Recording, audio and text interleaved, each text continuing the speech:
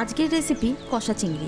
চিংড়ির কষা বানানোর জন্য 200 গ্রামের মতো চিংড়ি মাছ নিয়ে নিয়েছি, দুটো মাঝারি সাইজের পেঁয়াজ কুচি, পেস্টের জন্য লাগবে একটা গোটা পেঁয়াজ, একটা টমেটো, 7 থেকে 8টা রসুন কুচো আর দুটো লঙ্কা, আর লাগবে পরিমাণ মতন লঙ্কা, হলুদ, জিরে, ধনে গুঁড়ো। আলাদা করে আদা, রসুন, পেঁয়াজ, লঙ্কা বাটা করে নিয়েছি চিংড়ি মাছগুলো কিছুক্ষণের জন্য ম্যারিনেট করে রাখবো বলে। এবার একটি পাত্রে চিংড়ি মাছ আর পেস্ট করে রাখা আদা, রসুন, পেঁয়াজ, লঙ্কা বাটাটা দিয়ে দেবো। তার মধ্যে সামান্য হলুদ, জিরে, ধনে গুঁড়ো আর লঙ্কা গুঁড়ো দিয়ে মাখিয়ে রাখবো। ভালোভাবে মাখিয়ে সাইড করে রাখবো। এবার একটি মিক্সচার জারে কেটে রাখা লঙ্কা, রসুন, পেঁয়াজ, টমেটো দিয়ে ফাইন পেস্ট করে নেব।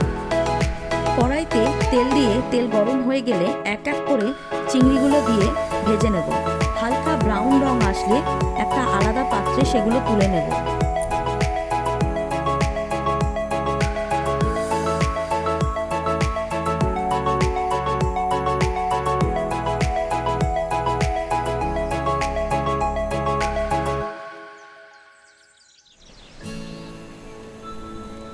এই রকমভাবে সব চিংড়ি মাছগুলো ভেজে নেব।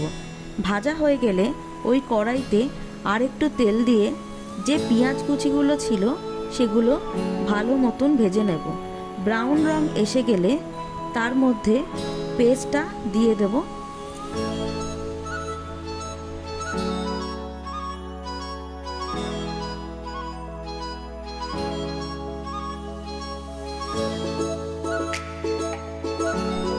সামান্য কষিয়ে নিয়ে যে মশলাগুলো ছিল সেগুলো দিয়ে ভালো মতন নেড়ে নেব।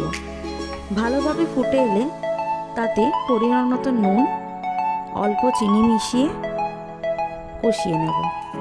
আমি ঝালের জন্য আর একটু লঙ্কা গুঁড়ো মেশালাম।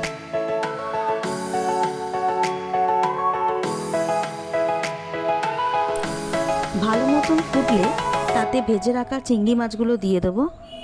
দেখো খুব সুন্দর একটা রং আসবে। সামান্য জল দিয়ে 5 থেকে 7 মিনিট কষিয়ে নিয়ে নামিয়ে নেব।